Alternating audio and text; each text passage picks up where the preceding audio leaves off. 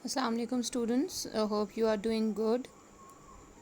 Last lecture में हमने ER diagram को थोड़ा डिस्कस किया था और उसमें एक एग्जांपल की थी कार मैन्युफैक्चरिंग सिस्टम के हवाले से, और मैंने आपको बताया था कि आप नेक्स्ट जो ईआर डायग्राम आपकी बुक में गिवन है that is about college admission का जो प्रोसेस होता है। जब आप किसी कॉलेज में एडमिशन सिस्टम में या कहीं एडमिशन के लिए अप्लाई करते हो तो उसकी ईआर डायग्राम कैसे होगी।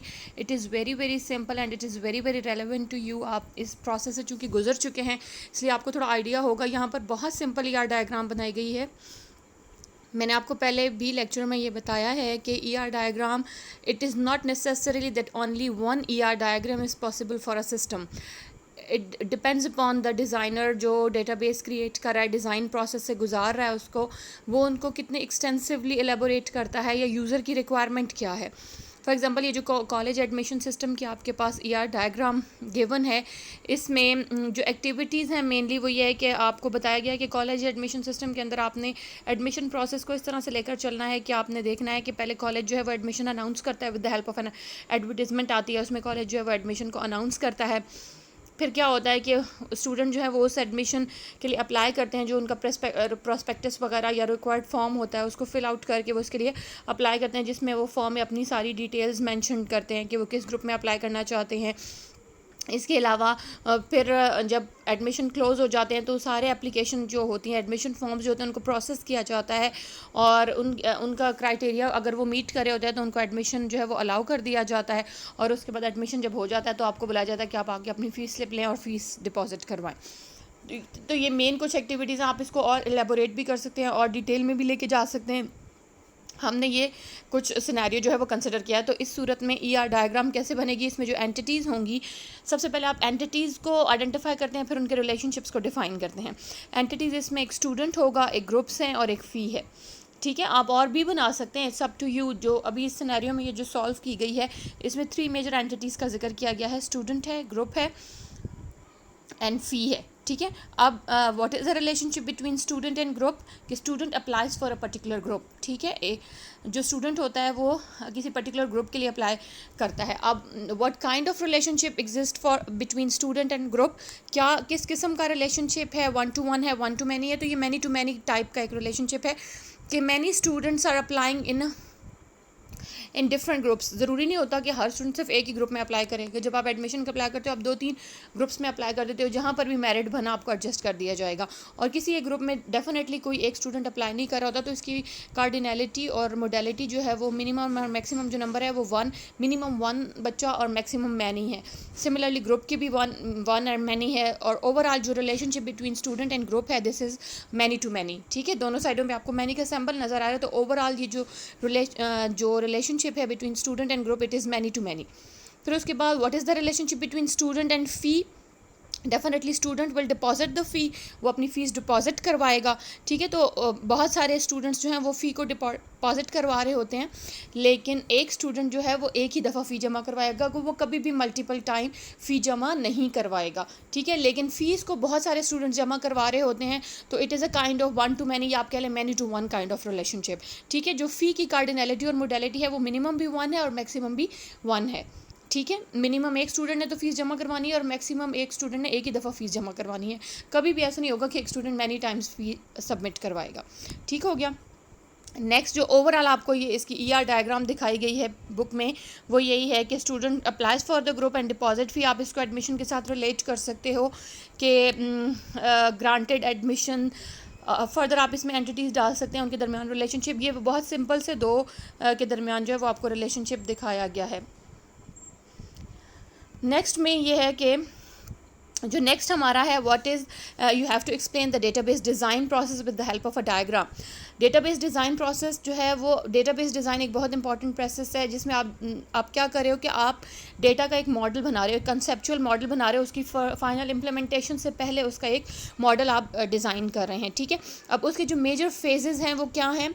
सबसे पहले आप प्लानिंग करेंगे। ठीक है, प्लानिंग क्या होगी, हम पहले भी थोड़ा सा इस चीज़ को देख चुके हैं first at the very start of the chapter कि प्लानिंग क्या होती है। प्लानिंग के अंदर क्या होता है कि आपसे कोई कस्टमर जो है वो रिक्वेस्ट करेगा, कोई यूज़र जो है वो आपको बताएगा, जो डेवलपर्स होते हैं, जो डेटाबेस डिज़ाइनर्स होते हैं, जो डेटाबेस डेवलप कर रहे होते हैं, जो प्रोफेशनल्स होते हैं, उनको यूज़र्स अप्रोच करते हैं। हर बंदा डेटाबेस नहीं बना सकता, जिसको आती होगी वही बनाएगा, जिसको नहीं आती होगी वो रिक्वेस्ट करेगा कि आप मुझे बना कर दें।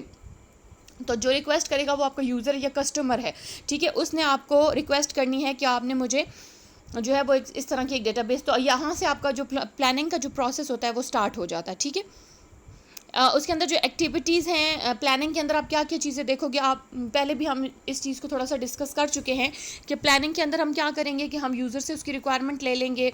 हमने पहले प्लानिंग का पूरा वो फेज़ भी देखा है कि प्लानिंग में यूज़र से आप रिक्वायरमेंट लेते हैं, उसकी एनालिसिस करते हैं, फिर अपने रिसोर्सेज देखते हैं, कॉस्ट कितनी आएगी, हार्डवेयर की कॉस्ट कितनी है, सॉफ्टवेयर की कॉस्ट कितनी है, whether this project is feasible और नॉट, क्या ये इन टाइम ख़त्म हो सकता है या नहीं, क्या ये इस काबिल है कि इसको बनाया जाए, क्या ये डेटाबेस बनाने के काबिल भी है या नहीं, क्या इस सिस्टम की डेटाबेस बन भी सकती है या नहीं। तो ये सारी चीज़ें हम प्लानिंग फेज़ के अंदर डिसाइड करते हैं।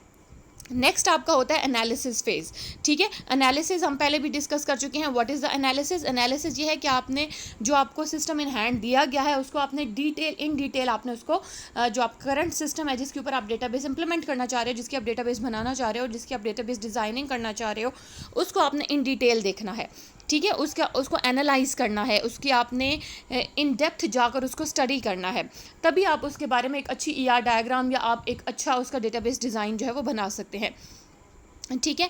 और इसमें आप normally functionality of the system के ऊपर बात को थोड़ा सा एक्सप्लोर करते हैं कि जो सिस्टम है, जो यूज़र क्या चाह रहा है कि जिस सिस्टम की हम या जिस भी डेटाबेस जो हम बनाने जा रहे हैं, जो डिज़ाइन करने जा रहे हैं, उसकी फंक्शनैलिटी क्या होगी। जब आपको फंक्शनैलिटी पता होगी डिटेल में, तो then you will be able to implement उसका एक अच्छा मॉडल आप बना के उसको अच्छा से एक अच्छी डेटाबेस इंप्लीमेंट कर सकते हैं, ठीक है। तो जितनी इंटेंसिव नॉलेज, जितनी अच्छी आपका एनालिसिस फेज़ होगा, इन डिटेल आपको पता होगा कि ये सिस्टम असल में करेगा क्या, किस तरह की फंक्शनैलिटी परफॉर्म करेगा।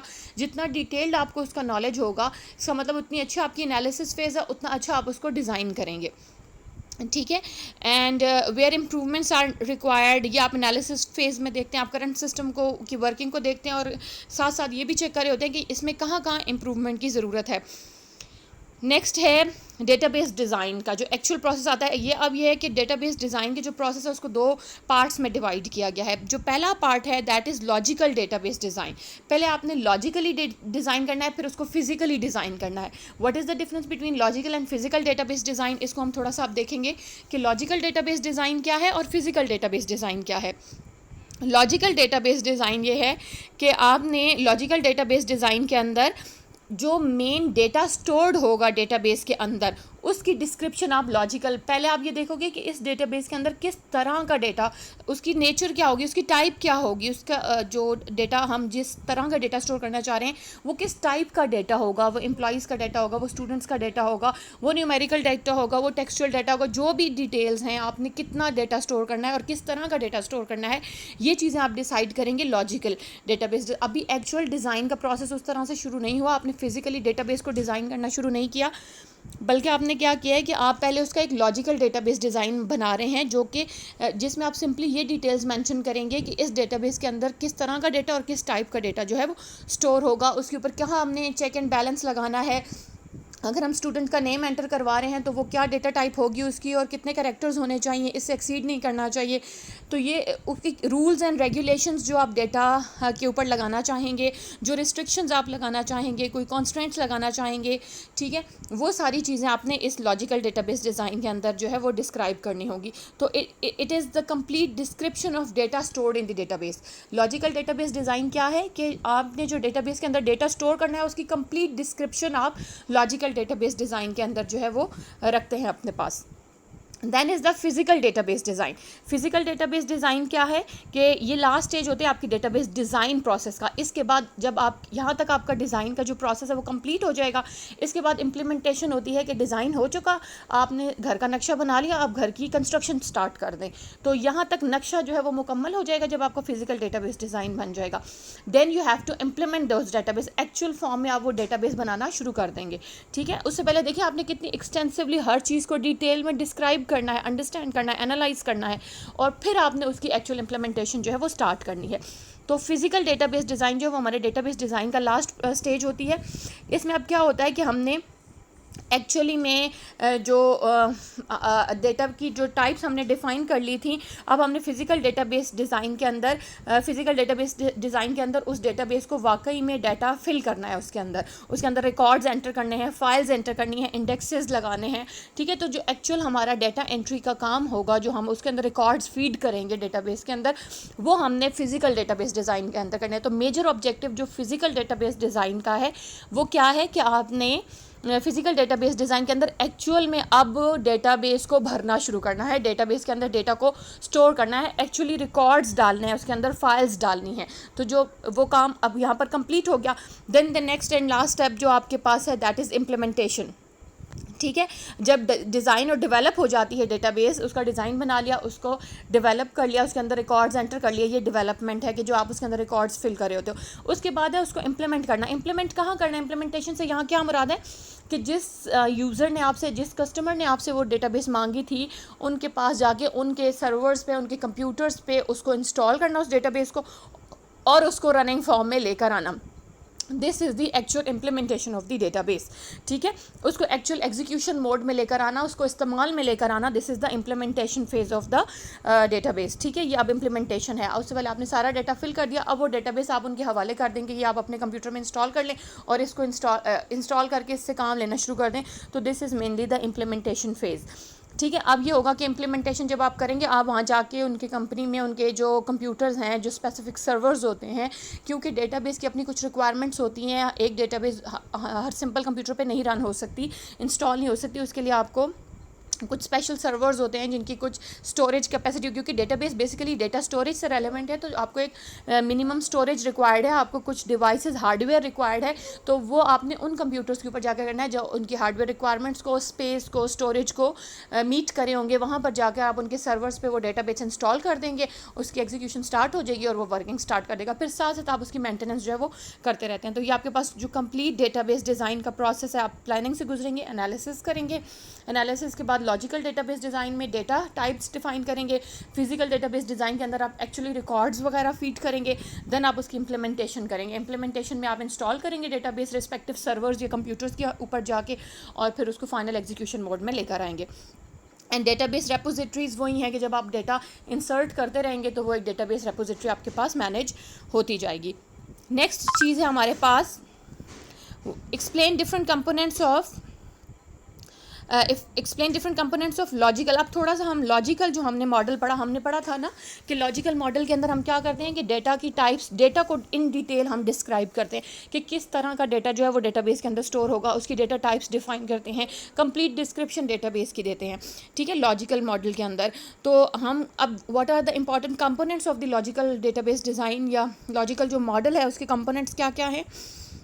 अच्छा, इसमें एक चीज़ आपने याद रखनी है कि लॉजिकल मॉडल के अंदर हम डेटा टाइप्स को डिफाइन करेंगे, कंप्लीट डिस्क्रिप्शन देंगे, जो रूल्स रेगुलेशंस हम फॉलो करेंगे डेटा के लिहाज से, वो सारी चीज़ें यहाँ पर फाइनल होंगी लॉजिकल मॉडल के अंदर। अब इसके कंपोनेंट्स अगर हम देखें तो क्या क्या हैं इसके अंदर, जो जब हम लॉजिकल डिज़ाइन का लॉजिकल मॉडल बना रहे होंगे डेटाबेस का, तो हमने एंटिटीज़, रिलेशनशिप्स, सबसे पहले एंटिटीज़ को रिप्रेजेंट करना है, फिर रिलेशनशिप्स को रिप्रेजेंट करना है, उसके बाद हमने कुछ रिलेशंस को हमें मर्ज करने की ज़रूरत पड़ेगी, वो हम देखेंगे कि क्यों मर्ज करेंगे, हम अभी आगे जाके देखेंगे।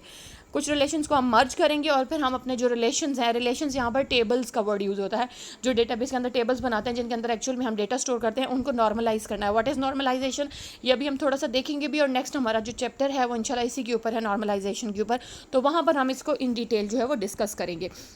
तो लॉजिकल जो हमारा मॉडल बनता है उसके जो स्टेप्स होते हैं वो क्या क्या हैं लॉजिकल डिज़ाइन के अंदर। हम सबसे पहले एंटिटीज़ को, हम इसको पहले डिटेल में देख चुके हैं कि एंटिटीज़ को कैसे रिप्रेजेंट करना है। एंटिटी को आप रेक्टेंगल में रखते हैं, कैपिटल में लिखते हैं, और उसके साथ ओवल में उसके एट्रीब्यूट्स मेंशन करते हैं। एक चीज़ जो आपको यहाँ नई नज़र आएगी, जैसे एम्प्लॉई एक एंटिटी है, आप किसी भी इंफॉर्मेशन ऑर्गेनाइजेशन के अंदर एम्प्लॉय की इंफॉर्मेशन स्टोर करते हैं, उसका नेम, एड्रेस है, बर्थ डेट है, एम्प्लॉय आईडी है। एक एक जो आपकी होती है, हर एंटिटी का एक ख़ास एट्रीब्यूट होता है जो कि हर एम्प्लॉय के लिए यूनिक होता है। कैसे कि अब एम्प्लॉय का नेम है, दो एम्प्लॉयज़ का नाम सेम हो सकता है वो सेम मोहल्ले में रहते हैं, उनका एड्रेस भी सेम हो सकता है उनकी बर्थ डेट भी, दो लोग एक दिन पैदा हुए हैं, उनकी बर्थ डेट भी सेम हो, लेकिन जो आईडी आप उनको असाइन कर रहे हैं, जो कंपनी उनको एक आईडी दे रही है, वो हर एम्प्लॉय के लिए डिफरेंट है। ठीक है, तो ऐसी एक एक एट्रीब्यूट, ऐसी एक खासियत जो हर एम्प्लॉय की या उस एंटिटी के हर वैल्यू के लिए बिल्कुल डिफरेंट होगी, उसे हम प्राइमरी की कहते हैं। ठीक है, होपफुली आपने इसका आइडिया थोड़ा सा पहले भी लिया होगा। तो हम जब ईआर डायग्राम या मॉडल बनाते हैं तो प्राइमरी की को हम कैसे रिप्रेजेंट करते हैं, जैसे एम्प्लॉय आईडी यहाँ पर जो है वो आपके पास प्राइमरी की है, तो उसको हमने अंडरलाइन करना होता है लॉजिकल मॉडल के अंदर, या डेटाबेस डिज़ाइन जो हम करते हैं तो वहाँ पर उसको हम अंडरलाइन कर देते हैं। ठीक है, और जब हम इसका ये जो हमने लॉजिकल मॉडल बनाया, हमने एम्प्लॉय को ऐसे ईआर डायग्राम के अंदर शो किया, उसको जब हम डेटाबेस में देखते हैं तो जो भी एंटिटी होगी उसका एक रिलेशन बनेगा, टेबल बनेगा, और जो उसके एट्रीब्यूट्स होंगे वो उनके टेबल के कॉलम्स होंगे। ठीक है, और बाद में जब आप उसके अंदर डेटा एंटर करोगे तो वो उसके रिकॉर्ड्स या रोज़ में जाता जाएगा। ठीक है, जैसे ये एम्प्लॉय आईडी, नेम, एड्रेस, ये सारे कॉलम्स आएंगे टेबल के अंदर। जब आप एम्प्लॉय आईडी फॉर एग्जांपल 01 है किसी का, उसका नाम है, उसका एड्रेस है, बर्थ डेट है, आपकी एक रो फिल हो जाएगी, एक रिकॉर्ड एंटर हो गया। इस तरह आप एम्प्लॉय आईडी, एम्प्लॉय नंबर 202 है किसी की आईडी, उसका रिकॉर्ड एंटर करेंगे तो वो जब आप रो में डाटा फिल करोगे तो दैट इज़ वन रिकॉर्ड। ठीक है, तो ये एंटिटीज़ को रिप्रेजेंट करने का एक तरीका होता है। आपने हर एंटिटी के अंदर एक प्राइमरी की एट्रीब्यूट ज़रूर मेंशन करना है। प्राइमरी की वो होती है जिसकी वैल्यू हर जो एंटिटी के जो इंस्टेंसेस होंगे, जितने रिकॉर्ड्स आप फिल करोगे, वो हर किसी के लिए यूनिक होगी, वो कभी भी डुप्लीकेट नहीं होती टेबल के अंदर। अब एम्प्लॉय आईडी कभी भी दो एम्प्लॉयज़ का सेम नहीं होगा। सिमिलरली अगर हम स्टूडेंट का टेबल फिल कर रहे हो तो उसमें जैसे आपको स्टूडेंट रोल नंबर असाइन हो जाता है, दो लोगों का रोल नंबर कभी भी सेम नहीं होता, वरना उनकी शनाख्त करना मुश्किल हो जाए। जैसे हमारे CNIC होता है, हमारा जो नेशनल आइडेंटिटी कार्ड का नंबर है, वो कभी भी दो पाकिस्तानियों का सेम नहीं हो सकता, वरना उनकी शनाख्त ना हो सके। जितने भी पाकिस्तानी हैं उनको जो नंबर्स अलॉट किए गए हैं, जो उनका कौमी शनाख्ती कार्ड नंबर है, वो डिफरेंट है। तो ऐसा कोई भी एट्रीब्यूट जिसकी वैल्यू दो लोगों के लिए सेम नहीं हो सकती, वो उसको हम एज अ प्राइमरी की सेट कर देते हैं। और उसका तरीका क्या है कि उसको आपने कैसे शो करना है, ईआर डायग्राम में आप उसके नीचे अंडरलाइन कर देते हो, और जब आप एक्चुअल में डेटाबेस को इम्प्लीमेंट करोगे या क्रिएट करोगे तो फिर उसके लिए डिफरेंट और तरीका होता है। लेकिन डायग्राम के अंदर या मॉडल्स के अंदर जब आप डिज़ाइन के अंदर जाएंगे तो उसको रिप्रेजेंट करने का सिंपल तरीका है कि जो आपका एट्रीब्यूट प्राइमरी की के तौर पर आप सेट करना चाह रहे हैं, उसके नीचे आप अंडरलाइन कर देंगे। ठीक हो गया, होपफुली ये क्लियर होगा थोड़ा। नेक्स्ट हम देखते हैं, जब आप एंटिटीज़ रिप्रेजेंट कर लोगे उसके बाद अगला काम आपने करना है रिलेशनशिप्स को रिप्रेजेंट करना। सारी एंटिटीज़ डिफाइन करने के बाद आपने उन एंटिटीज़ के दरमियान में रिलेशनशिप जो है वो, हमने पहले भी देखा कि रिलेशनशिप्स डिफाइन करने हैं, कि जैसे स्टूडेंट फ़ी है तो हमने उनके दरमियान एक रिलेशन डायमंड के अंदर लिख दिया, स्टूडेंट्स डिपॉजिट फ़ी, तो हमने उस रिलेशनशिप को एक नाम दे दिया। फिर उसकी टाइप डिफाइन करनी है, इसी मोडेलिटी और कार्डिनलिटी की बेस पर कि इट इज़ 1 to 1 और 1 to many और many to many, वो किस टाइप का रिलेशनशिप होगा, ये हम चीज़ें आइडेंटिफाई करेंगे। पहले एंटिटीज़ को आइडेंटिफाई करेंगे, फिर उसके बाद रिलेशनशिप्स आइडेंटिफाई करेंगे। ठीक है, और रिलेशनशिप्स की टाइप को देखेंगे। अच्छा, उसके बाद नेक्स्ट है हमारे पास मर्ज द रिलेशंस। कुछ रिलेशंस को आप सिंपली आगे जाके टर्मिनोलॉजी को समझने के लिए आप ये करें कि आप रिलेशंस को टेबल्स कंसिडर कर लें कि one relation is one table. For example आपके पास कॉलेज की डेटाबेस है, उसके अंदर एक टीचर का टेबल है, एक स्टूडेंट का टेबल है, तो वो एक स्टूडेंट का रिलेशन है, एक टीचर का टेबल है। What is the relationship between student and teacher का जो रिलेशंस हैं, रिलेशंस मीन टेबल्स जो दो बने हुए हैं जिनके अंदर हमने डाटा डाला हुआ है, उनके दरमियान क्या रहेगा कि student teacher teachers the students, तो एक रिलेशनशिप है उनके दरमियान में। तो समटाइम्स ऐसा होता है कि हमारे पास दो टेबल्स ऐसे आ जाते हैं जिनके अंदर almost similar kind of data store होना शुरू हो जाता है। ठीक है, मतलब दोनों बिल्कुल सेम तो नहीं होते, लेकिन दोनों के अंदर कुछ कुछ कॉलम्स जो हैं वो सेम होते हैं। जैसे आपके पास यहाँ एग्जांपल में क्या दिया हुआ है, आपने दो रिलेशंस या दो टेबल्स बना दिए, एक एम्प्लॉय 1, आपने दो एंटिटीज़ डिफाइन कर दी, ये एम्प्लॉय 1 एंड एम्प्लॉय 2 के नाम से। आप दो टेबल्स क्यों बना रहे हैं, आपका एक एम्प्लॉय का टेबल काफ़ी था। आप एक के अंदर भी एम्प्लॉय आईडी, नेम, एड्रेस और फ़ोन वगैरह ले रहे हैं, दूसरा एम्प्लॉय के नाम से, एम्प्लॉय 2 के नाम से आपने बनाया, उसमें भी एम्प्लॉय आईडी है, एम्प्लॉय नेम है, एड्रेस है, डिजिग्नेशन है, डेट ऑफ बर्थ है। तो 2-3 कॉलम्स हैं वो जो दोनों में सेम है। एम्प्लॉय आईडी आप एक में भी स्टोर कर रहे हैं, एक टेबल में भी स्टोर कर रहे हैं, दूसरे टेबल में भी स्टोर कर रहे हैं। एम्प्लॉय का नाम आप एक टेबल में भी स्टोर कर रहे हैं, दूसरे टेबल में भी स्टोर कर रहे हैं, ठीक है। उसका एड्रेस आप एक टेबल में भी स्टोर कर रहे हैं, दूसरे टेबल में भी स्टोर कर रहे हैं। चलिए फ़ोन एक में है, दूसरे में नहीं है, डिजिग्नेशन एक में है, दूसरे में नहीं है, डेट ऑफ बर्थ एक में है, दूसरे में नहीं है, लेकिन ये employee name, employee ID, address, ये तो ऐसी चीज़ें हैं कॉमन सी जो दोनों टेबल्स में आ रही हैं। तो इन दोनों चीज़ों को आप बेटर इट इज़ ऑप्शन क्या है कि आप इन दोनों टेबल्स को मर्ज करके एक टेबल बना दें। जो चीज़ें दो दफ़ा आ गई उनको एक दफ़ा लिखें, जो यूनिक है उनको अलग से ऐड कर दें। तो आप इन दोनों को मर्ज करेंगे तो आपके पास एक एम्प्लॉय का टेबल बन जाएगा जिसमें आप एम्प्लॉय आईडी, एम्प्लॉय नेम, उसका एड्रेस, उसका फ़ोन, उसकी डिजिग्नेशन और उसका डेट ऑफ बर्थ, आपने दोनों के कॉलम्स मर्ज कर दिए। जो दो कॉलम्स दो दफ़ा आ रहे थे उनको एक दफ़ा मेंशन कर दिया। तो बेटर आइडिया यही होता है कि जब आपने एक ही किसी चीज़ के बारे में डेटा स्टोर करना है तो उसको दो अलग अलग टेबल में स्टोर मत करें, स्प्लिट मत करें, उनको मर्ज करके एक टेबल के अंदर स्टोर किया जाए। उससे डाटा रिडंडेंसी कम हो जाती है। What is data redundancy? Duplication of data. क्या आपके पास डुप्लीकेशन आ जाएगी, एक टेबल में भी आप एम्प्लॉय का नेम ले रहे हैं, दूसरे में भी एम्प्लॉय का नेम ले रहे हैं, हालांकि इसकी ज़रूरत नहीं थी। एक ही में एम्प्लॉय का नेम जो है वो स्टोर कर लेना काफ़ी था। एम्प्लॉय आईडी एक में भी है, दूसरे में भी है, उसका एड्रेस एक में भी है, दूसरे में भी है। तो वाई हम एक डाटा को दो टेबल्स में स्टोर करें हैं? रिडंडेंसी को कम से कम करना होता है डेटाबेस के अंदर। तो यहाँ पर फिर हम देखते हैं कि कुछ टेबल्स अगर ऐसे बन गए हैं जिनके अंदर डाटा की डुप्लीकेशन हो रही है, बार बार आ रहा है, तो वो रिडंडेंट रिलेशंस कहलाते हैं। उनको हम फिर मर्ज करके एक टेबल बना देते हैं। दोनों कॉलम्स को, दोनों टेबल्स को मर्ज करके हम एक टेबल बना देंगे, ठीक है, ताकि डाटा की रिपीटिशन ना हो, उनके अंदर कोई कॉलम जो है वो बार बार रिपीट ना हो रहा हो। और नेक्स्ट में हम क्या करते हैं? नॉर्मलाइज द रिलेशंस, ठीक है। नॉर्मलाइजेशन भी असल में रिडंडेंसी कंट्रोल करने के लिए, जहाँ पर अननेसेसरी रिडंडेंसी या डेटा की डुप्लीकेशन आ जाती है, उस सूरत में फिर एरर्स आना शुरू हो जाते हैं। समटाइम्स आप डेट ऑफ बर्थ चेंज कर रहे होते हो, किसी स्टूडेंट का या किसी टीचर का डेट ऑफ बर्थ आपने चेंज करना है या उसका कोई डेटा चेंज करना है, तो फिर अगर वो डेटा मल्टीपल टेबल्स के अंदर पड़ा होगा तो आपको सारों में चेंज करना पड़ेगा। अगर आप में एक में चेंज करते हैं, दूसरे में नहीं करते, तो भी प्रॉब्लम हो जाता है कि उससे फिर डाटा आपका कंसिस्टेंट नहीं रहता, एक जैसा नहीं रहता। एक टेबल में उसकी वैल्यू कुछ और होती है, दूसरे टेबल में उसकी वैल्यू कुछ और हो रही होती है। तो नॉर्मलाइजेशन में इस तरह के एरर्स जो है वो रिमूव करने होते हैं। और इन टर्न उसका ऑप्शन यही है कि आप रिडंडेंसी को कंट्रोल करें, डेटा की डुप्लीकेशन को कंट्रोल करें। डेटाबेस में आपकी कोशिश ये होनी चाहिए कि एक डेटा एक ही दफ़ा स्टोर हो, किसी एक चीज़ का मल्टीपल टेबल्स के अंदर सेम डाटा स्टोर ना हो। तो नॉर्मलाइजेशन बेसिकली जो है वो इस तरह के एरर्स और अनॉमलीज़ को रिमूव करने का एक तरीका है। इसमें डिफरेंट फॉर्म्स होती हैं, नॉर्मल फॉर्म्स होती हैं, फर्स्ट नॉर्मल फॉर्म, सेकंड, लेकिन वो हम इंशाल्लाह नेक्स्ट चैप्टर में इन डिटेल डिस्कस करेंगे। आज के लिए इतना ही, नेक्स्ट इसको कंटिन्यू करेंगे इंशाल्लाह नेक्स्ट लेक्चर में। Have a good day, thank you, अल्लाह हाफिज़।